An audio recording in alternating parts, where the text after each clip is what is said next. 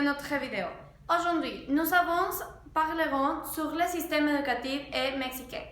Ce thème est très important parce que les jeunes sont le futur de la société. Et beaucoup d'étudiants cherchent une opportunités d'étudier dans d'autres pays. Nous avons parlé avec Marie. Elle est une experte sur le système éducatif de la France. Bonjour. Alors, le système éducatif, il est gratuit et laïque. Les écoles privées ne sont pas communes. Il est contrôlé dans une école, un ministre de l'éducation. L'éducation, le système de l'éducation est divisé dans différents niveaux. Les enfants commencent avec l'école maternelle où ils développent différentes activités. Après, il y a l'école élémentaire où les enfants réalisent différentes activités d'apprentissage. Quand les enfants auront 6 ans, ils s'entraînent à la première degré de la primaire. Et l'instituteur enseigne les choses basiques, par exemple l'écriture, la mathématique, la lecture, etc. La seconde degré est le collège. Les professeurs enseignent différentes matières importantes pendant 3 ans.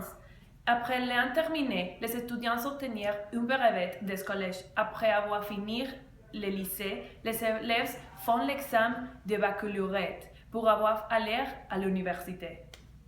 Merci beaucoup, Marie.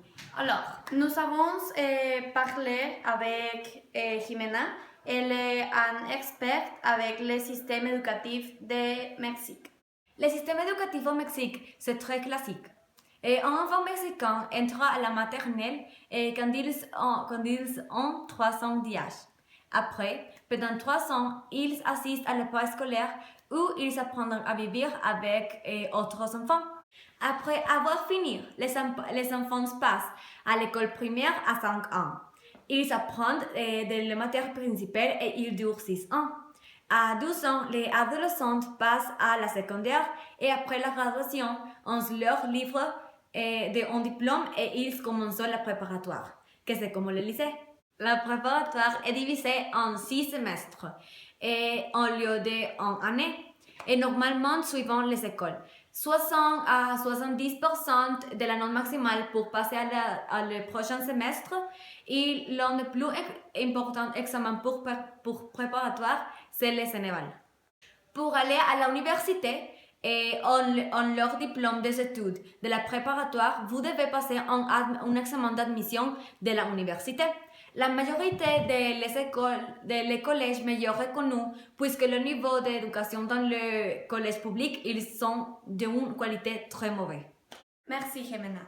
Nous parlerons avec 12 étudiants, une de l'Université de Lorraine et une de l'Université technologique de Monterrey.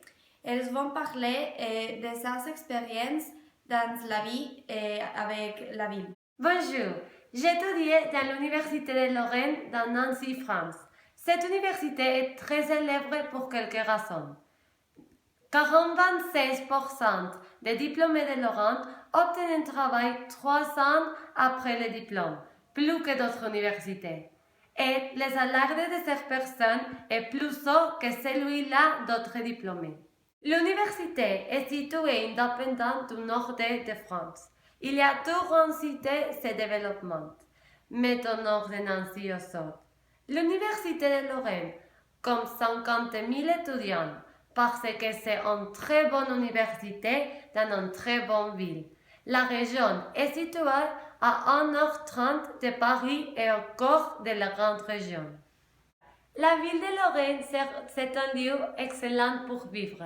Il y a beaucoup de choses à voir. S'ennuyer à Lorraine, c'est impossible. Dans l'été, tu peux faire des activités dans les natations, des pêches et beaucoup plus. Il y a des parcs d'aventure, des longues promenades, un sport de l'eau, des sports extrêmes et de golf. Bonjour, j'étudie dans le technologique de Monterrey. Cette université est très célébrée dans le Mexique parce qu'il offre beaucoup d'opportunités d'étudier à l'étranger. Et c'est aussi la meilleure université privée dans le pays. Et occupe un très haut lieu dans les meilleurs de l'Amérique latine. Technologique de Monterrey est située à la rue Eugenio Garzazada, qui est une ville à l'intérieur de Monterrey. Et cette université se trouve à le centre de la ville. Monterrey est plein d'histoire et d'opportunités de travail. C'est une ville industrialisée. La ville de Monterrey, il y a beaucoup de mouvements. La ville est grande et a beaucoup d'attractions. Les restaurants ne se terminent jamais. La gastronomie est exquisite. Culturellement, il y a beaucoup de musées pour visiter, comme le musée de Marc, qui est d'histoire et d'art. Merci pour votre attention. Au revoir.